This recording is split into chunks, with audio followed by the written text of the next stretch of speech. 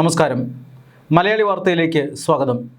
മുൻ DGPയും ഇപ്പോൾ തിരുവനന്തപുരം കോർപ്പറേഷനിലെ BJP കൗൺസിലറുമായ ആർ ശ്രീലേഖയുടെ ഫേസ്ബുക്ക് പോസ്റ്റാണിത്.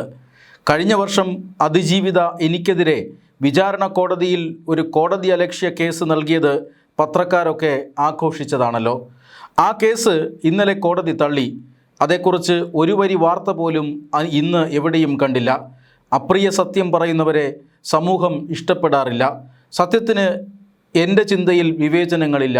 സത്യം സത്യം മാത്രം എപ്പോഴും.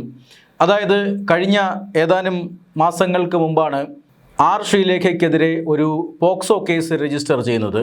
സർക്കാരാണ്, അന്നത്തെ സർക്കാർ, പിണറായി വിജയൻ സർക്കാരാണ് ഇതിനു പിന്നിൽ എന്ന് രാഷ്ട്രീയ ആരോപണം ഉണ്ടായിരുന്നതാണ്. അതായത് ഒരു പോക്സോ കേസിൽ ഇരയുടെ പേര് വെളിപ്പെടുത്തി, തൻ്റെ യൂട്യൂബ് ചാനലിലൂടെ വെളിപ്പെടുത്തി എന്ന ഒരു ആരോപണമാണ് അന്നുണ്ടായിരുന്നത്. അതിലാണ് പിണറായിയുടെ പോലീസ് കേസ് രജിസ്റ്റർ ചെയ്തത്. BJPയുടെ ഒരു കൗൺസിലറായിരുന്നു അന്ന് ആർ ശ്രീലേഖ. മാത്രമല്ല, അവർ നിയമസഭാ തെരഞ്ഞെടുപ്പിൽ മത്സരിക്കാനുള്ള തയ്യാറെടുപ്പിലുമായിരുന്നു. ആ സമയത്താണ് ശ്രീലേഖയ്ക്കെതിരെ ഇങ്ങനെ ഒരു കേസെടുക്കാം എന്ന ഒരു ധാരണ പരന്നതും അത് പരമാവധി അന്നത്തെ രാഷ്ട്രീയ നേതൃത്വം, അതായത് അന്നത്തെ സർക്കാർ ഇത്തരത്തിലൊരു കേസ് രജിസ്റ്റർ ചെയ്യുകയും സർക്കാരിൻ്റെ നിർദ്ദേശപ്രകാരം പോലീസ് കേസ് രജിസ്റ്റർ ചെയ്യുകയുമായിരുന്നു.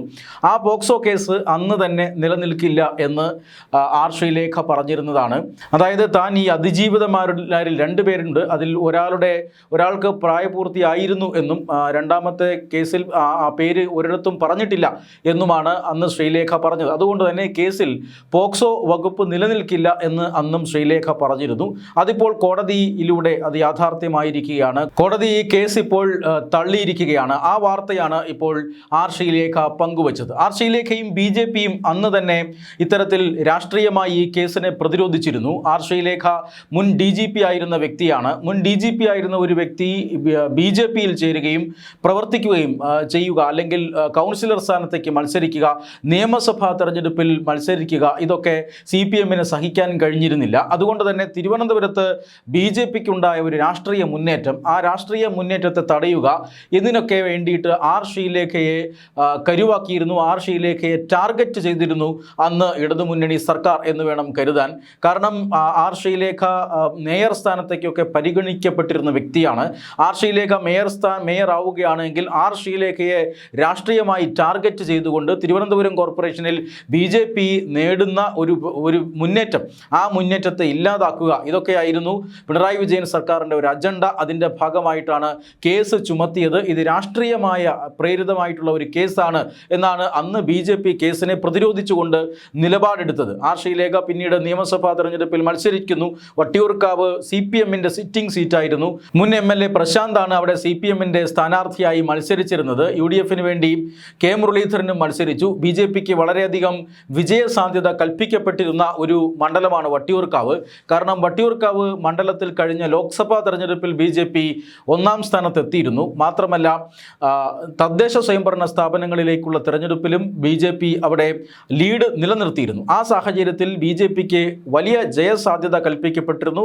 അങ്ങനെയുള്ള ഒരു സീറ്റിലാണ് ആർ ശ്രീലേഖ സ്ഥാനാർത്ഥിയായി വന്നത്. കാരണം അവർ ഒരു മുൻ DGP ആണ്.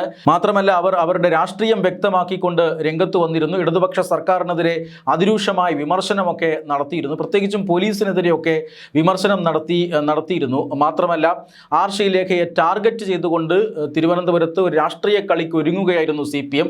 അതിൻ്റെ ഭാഗമായിട്ടാണ് ഇത്തരത്തിലുള്ള ഒരു കേസ് എന്നാണ് ആർ ശ്രീലേഖയും അന്ന് പറഞ്ഞിരുന്നത്. പിന്നീട് അവർ തന്നെ അന്ന് വിശദീകരണം നൽകിയിരുന്നതാണ്, പോക്സോ കേസ് ഇതിൽ നിലനിൽക്കുകയില്ല. കാരണം ഇത് കഴിഞ്ഞ 3 പതിറ്റാണ്ട് കാലമായി പോലീസിൽ സേവനമനുഷ്ഠിച്ച പാരമ്പര്യം, അല്ലെങ്കിൽ അങ്ങനെയുള്ള അനുഭവ സമ്പത്തുള്ള വ്യക്തിയാണ് താൻ. സ്ത്രീകൾക്കും കുട്ടികൾക്കും ഒക്കെ വേണ്ടി പോലീസ് സേനയിൽ ഇരിക്കുമ്പോൾ ഒട്ടനവധി കാര്യങ്ങൾ ചെയ്തിട്ടുണ്ട്. അവരെ ഇത്തരത്തിൽ ദ്രോഹിക്കുക എന്നുള്ളതൊന്നും എൻ്റെ അജണ്ടയല്ല. തീർച്ചയായും നിയമപ്രകാരം തന്നെയാണ് ആ യൂട്യൂബ് വീഡിയോ ചെയ്തത്. കേസ് രാഷ്ട്രീയ പ്രേരിതമാണ് എന്നവർ അന്ന് വിശദീകരിച്ചിരുന്നു. എന്നാൽ മാധ്യമങ്ങൾ ഇതിനെ വലിയ ആഘോഷത്തോടുകൂടി റിപ്പോർട്ട് ചെയ്യുകയായിരുന്നു എന്ന ഒരു ധ്വനിയാണ് ഇപ്പോഴത്തെ അവരുടെ ഫേസ്ബുക്ക് പോസ്റ്റിലുള്ളത്. മാധ്യമങ്ങൾ അന്ന് പോക്സോ കേസ് എടുത്തപ്പോൾ അന്ന് തന്നെ ആഘോഷിച്ചതാണല്ലോ. എന്നാൽ ഇപ്പോൾ ആ കേസ് ഇന്നലെ തള്ളിയിരിക്കുന്നു. ആ കേസ് തള്ളിയതിനെക്കുറിച്ച് മാധ്യമങ്ങൾ ഒരു വരി പോലും എഴുതാത്തതെന്ത് എന്ന ചോദ്യമാണ്.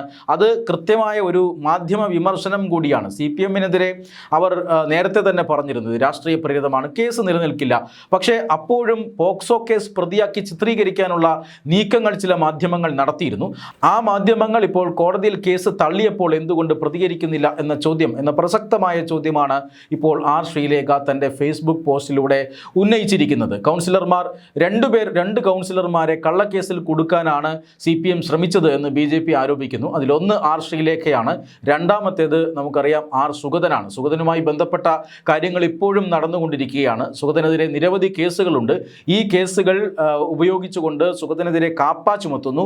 കാപ്പ ചുമത്തിയതിന് ശേഷം സുഗതനെ കരുതൽ തടങ്കലിൽ അടയ്ക്കുന്നു. ആ കരുതൽ തടങ്കലിൽ അടച്ചപ്പോൾ തന്നെ അപ്രതീക്ഷിതമായി ഹൈക്കോടതി 20 കൗൺസിലർമാരുടെ സത്യപ്രതിജ്ഞ റദ്ദാക്കുന്ന സാഹചര്യം ഉണ്ടാകുന്നു. ആ 20 കൗൺസിലർമാരിൽ 19 പേരും മണിക്കൂറുകൾക്കകം തന്നെ, കോടതി വിധി വന്ന് മണിക്കൂറുകൾക്കകം തന്നെ ഒന്നുകൂടി സത്യപ്രതിജ്ഞ ചെയ്യുന്നു. പിന്നീട് സുഗതനാണ് ബാക്കി. 4 ആഴ്ചത്തെ സമയമുണ്ട്. പക്ഷേ സുഗതൻ ഇപ്പോഴും ജാമ്യം കിട്ടിയില്ല. 6 മാസത്തെ കരുതൽ തടങ്കലിലാണ്. അതുകൊണ്ട് തന്നെ സുഗതനെ ജാമ്യത്തിൽ പുറത്തിറക്കാനോ ഇടക്കാല ജാമ്യം അനുവദിപ്പിക്കാനോ അല്ല എങ്കിൽ ജയിലിനകത്ത് സത്യപ്രതിജ്ഞ ചെയ്യാനോ ഒക്കെയുള്ള നീക്കങ്ങളാണ് നടക്കുന്നത്. കഴിഞ്ഞ ദിവസം ഹൈക്കോടതി സുഗതൻ്റെ ഹർജി ഇത് സംബന്ധിച്ച് കേട്ടിരുന്നു. ജയിലിനകത്ത് സത്യപ്രതിജ്ഞ ചെയ്തുകൂടെ എന്ന് ഹൈക്കോടതി സർക്കാരിനോട് ആരാഞ്ഞതും നമ്മൾ കണ്ടതാണ്. അതുകൊണ്ട് തന്നെ സർക്കാർ അവരുടെ അഭിപ്രായം തിങ്കളാഴ്ച അറിയിക്കും.